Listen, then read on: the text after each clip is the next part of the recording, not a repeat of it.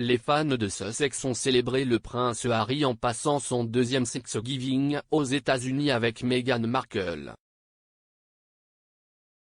Le duc et la duchesse de Sussex, qui ont quitté leur fonction royale en mars 2020, ont passé leur deuxième Thanksgiving en Californie hier.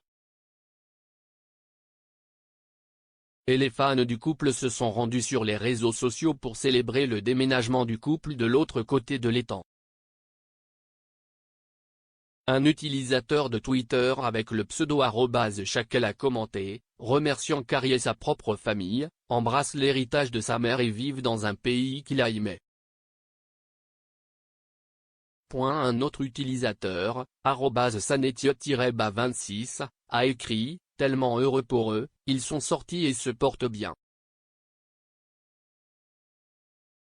Un troisième fan, @SussexSquadPod1, a tweeté, Amen, nous sommes reconnaissants qu'elle soit de retour aux États-Unis avec son mari et ses enfants. Un autre avec la poignée @Thierry-Bacamé a posté, un très joyeux hashtag Thanksgiving au prince Harry, à la duchesse Meghan, au roi Archie, à la princesse Lily Diana et à notre mère Doria.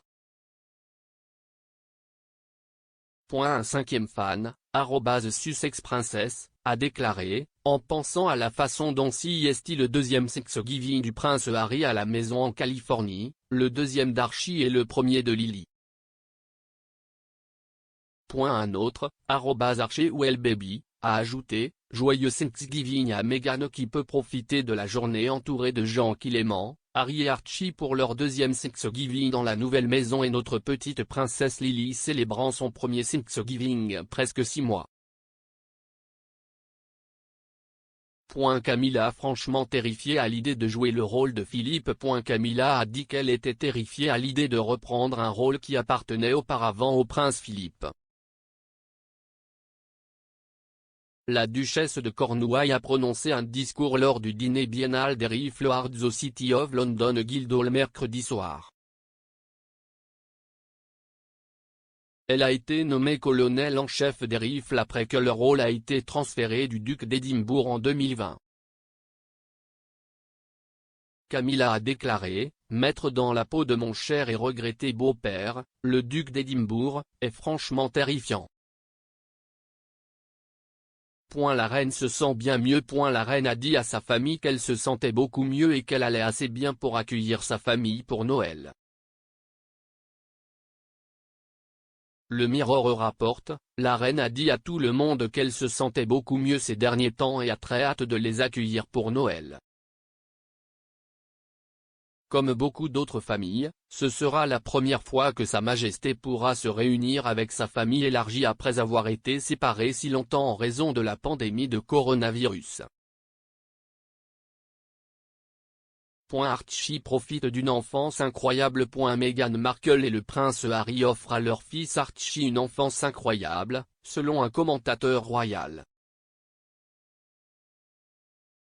Meghan et Harry ont été félicités sur le podcast Royal EU pour avoir offert à leur fils Archie Harrison des expériences incroyables. L'experte royale Christina Garibaldi et sa co-animatrice de Royal US Christine Ross ont commenté les images récemment publiées de l'enfant de 2 ans jouant dans le poulailler de l'arrière-cour des Sussex à Montecito, en Californie. Madame Ross a déclaré qu'Archie doit avoir l'enfance la plus incroyable. Les derniers mots déchirants de Lady Jane Grey de la Tour de Londres, la haine ne vous fera pas de mal. Lady Jane Grey a écrit une série de derniers messages déchirants de la Tour de Londres avant son exécution au célèbre monument, révèlent des lettres de l'ancienne reine. Le monarque au règne le plus court d'Angleterre était l'un des prisonniers les plus connus de la Tour de Londres. D'Anne Boleyn à Sir Walter Raleigh en passant par Guy Fawkes, les murs de la tour ont confiné une série de personnages célèbres à travers l'histoire. La tour centrale a été construite par Guillaume le Conquérant après son invasion normande de l'Angleterre en 1066. Aujourd'hui, Le site est connu comme une attraction touristique, bien qu'il ait conservé bon nombre de ses traditions historiques, notamment les Yeomanwardais. Les activités quotidiennes des gardes de la reine, également connues sous le nom de Beefeaters, ont été suivies pour une série documentaire de Channel 5. La nouvelle saison de Inside the Tower of London, qui rattrape les Beefeaters en 2021, se poursuit hier soir. Le dernier épisode se penche sur les préparatifs de l'anniversaire du couronnement de la reine en 1953. Avec le chef Yeomanwardais absent, la nouvelle recrue Rob Fuller prend la barre pour la première fois. L'internement de Lady Jane Grey dans la tour a eu lieu au cours d'une période tumultueuse pour l'Angleterre des Tudors. Son chemin voué à l'échec a été tracé lorsqu'en 1553, son cousin mourant, le roi Édouard V, a retiré sa demi-sœur catholique Marie Tudor de la ligne de succession. Quelques jours après sa mort, Jane, âgée de seulement 15 ans, a été couronnée à contre-cœur reine. Cependant, 9 jours seulement après le début de son règne, elle a été déposée par Marie et ses partisans et jetée dans la tour. Jane a été jugée pour haute trahison, pour laquelle elle a plaidé coupable et a été condamnée à mort l'année suivante. Des documents déterrés analysés plus tôt cette année révèlent les messages déchirants qu'elle a écrits dans les derniers jours de sa vie. Clark Drissan, un catalogueur de manuscrits médiévaux à la British Library, a écrit comment les écrits de Jane montrent qu'elle a essayé de se réconforter dans ses dernières heures. Cependant, la jeune reine a également utilisé son manuscrit, griffonné dans un livre de prières, pour réconforter les autres, selon M. Drissan. Il a écrit, dans ses marges vides, elle avait griffonné des messages d'adieu à son père, également emprisonné à la tour, et à Sir John Bridge, lieutenant de la tour de Londres, qu'il a peut-être transmis après sa mort. Le mari de Jane, Lord Guildford Dudley, a été mis à mort dans la tour à ses côtés.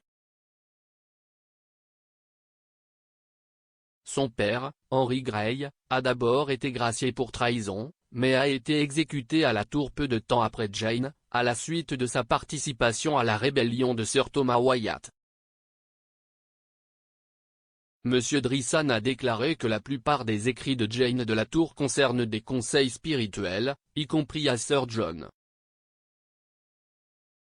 Le chevalier britannique a conduit Jane à l'échafaud pour être exécuté et était également le geôlier de Sir Thomas. M. Drissan a déclaré, elle l'a encouragé à vivre dans le calme, sans succomber aux tentations du monde, en lui rappelant la joie spirituelle beaucoup plus grande qui peut être acquise dans l'au-delà. L'expert a également discuté d'un poème latin que Jane aurait gravé dans le mur de sa cellule avec une épingle. Il a dit que les archives historiques prétendent que Jane a écrit son vers pour son mari, Lord Dudley. La fin de son poème se lit comme suit, « Si Dieu t'a aidé, la haine ne te fera pas de mal. Ou if Dieu te donne, alors le travail ne te prévaudra pas ». À l'intérieur de la Tour de Londres est disponible en streaming sur My5. Les deux seuls contacts téléphoniques de Queen, elle répond toujours à il téléphone, elle décroche. La reine possède un téléphone portable crypté anti-piratage pour parler à ses appelants les plus fréquents, a affirmé un expert royal. La reine a vu la technologie évoluer à travers le monde au cours des 5 dernières décennies de son règne. Sa Majesté a été équipée d'un téléphone protégé par un mécanisme anti-piratage hautement crypté mis en place par le MI6 pour l'empêcher d'être piraté. Avec le téléphone, la reine reste en contact avec la famille royale, mais il n'y a que 2 personnes qui ont un accès instantané au monarque, a affirmé un expert royal. La présentatrice royalement américaine Christina Garibaldi a demandé « Nous avons également des informations sur les personnes à qui Queen parle le plus. Droit ? Je pense que si est sa fille, la princesse Anne, n'est-ce pas ?» Le commentateur royal Jonathan Sacerdotti a déclaré « Ouais. Apparemment, la reine a 2 personnes avec qui elle parle le plus sur ses téléphones et elle a aussi apparemment un téléphone portable qui serait Samsung doté d'un cryptage anti-piratage par le MI6 afin que personne ne puisse pirater son téléphone. Mais les 2 personnes avec qui elle téléphone le plus sont sa fille la princesse Anne et son directeur de course John Warren.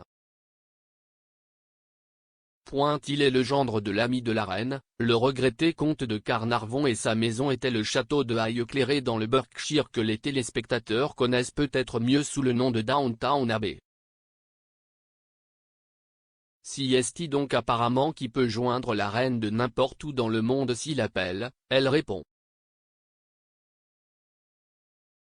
Sa Majesté, qui a 95 ans, s'est adapté aux nouvelles technologies et aux médias sociaux pour être en contact à la fois avec sa famille et avec le public grâce à des mises à jour sociales. Pendant la pandémie, elle a également amélioré ses compétences techniques en menant plusieurs engagements via Zoom et d'autres services d'appel vidéo. En 2017, des articles du Mail Online suggéraient que Sa Majesté avait également créé son propre compte Facebook privé.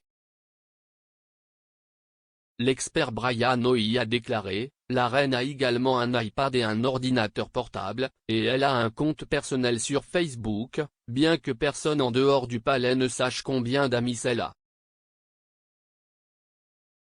Elle a son propre mobile, a appris à envoyer des SMS et son téléphone est parmi les plus sophistiqués au monde. Il est crypté, comme ceux utilisés par les services de sécurité, et serait impossible à pirater. Le mobile royal est maintenu complètement chargé à tout moment par Angela Kelly, l'assistante personnelle de la reine et la commode principale. Hoey a affirmé que le téléphone de la reine était un modèle ultra mince avec un appareil photo, suffisamment petit et léger pour tenir dans une poche ou un sac à main. Et on dit que Sa Majesté compte sur le soutien de ses petits-enfants aînés, Peter Phillips et Zara Tindall, chaque fois qu'elle a besoin d'un coup de main supplémentaire avec la technologie et les gadgets modernes.